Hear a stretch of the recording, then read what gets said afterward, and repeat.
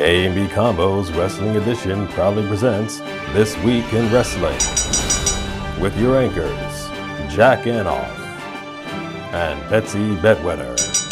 AEW accomplished the impossible with the return of CM Punk and other major wrestling debuts, proving to the WWE and the universe that one brand's trash is another brand's treasure.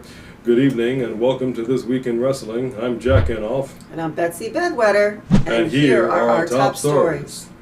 Breaking news. On the eve of NXT 2.0, Samoa Joe has relinquished the NXT Championship due to an injury. Samoa Joe is known for going hard in the paint. That's a basketball term. And we hope he recovers soon. It's never a good thing getting injured after going hard.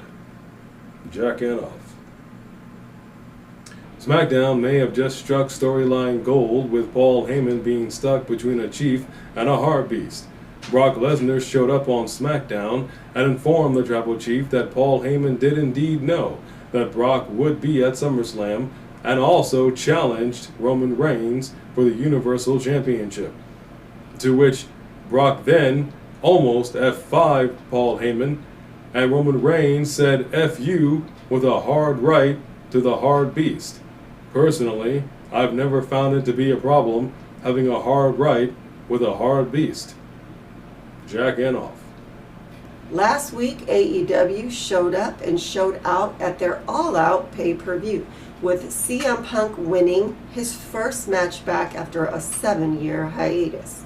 But just in case that wasn't enough, they finished strong with their debuts of Minoru Suzuki, Ruby Soho, Adam Cole, and Daniel Bryan, now referred to by his government name, Bryan Danielson.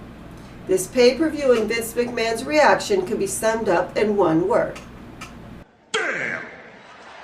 On the heels of AEW's All Out, hardcore legend Mick Foley has some harsh words to say about the current situation. Roll it. WWE, we've got a problem, because I think you do. And that problem is that WWE is no longer the place for talent to aspire to.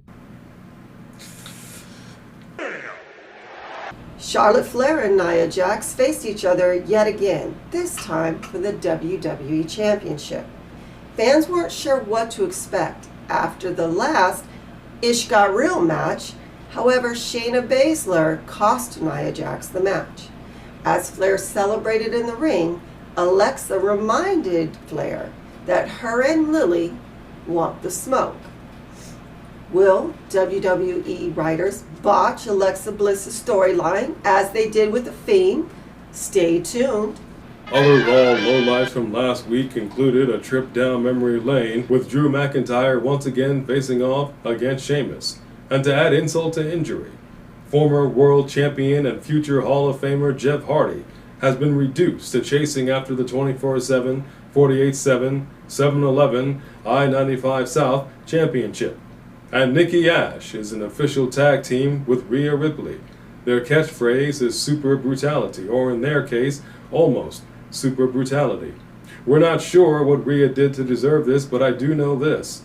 This story was actually Betsy's. Unfortunately, she couldn't, however, bring herself to do it without vomiting in her mouth.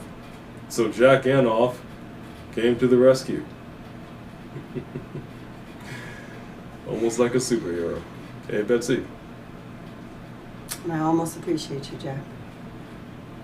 We also learned last week that NXT is under reconstruction. Their new bright-colored paint-splattered logo was inspired by the hit comedy show In Living Color. Not that there was anything wrong with the black and gold branding or the NXT brand itself, but it seems that Vince would do just about anything not to listen to the fans. Perhaps he hopes that the bright colors will excite our senses so much that we won't care about the bad writing, drop storylines, or the wasted talent. It's not a bad idea. After all, they threw bright green paint on Braun Strowman to save his career and... Oh, wait a minute.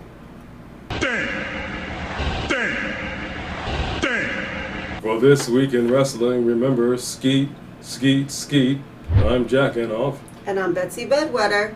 Good night.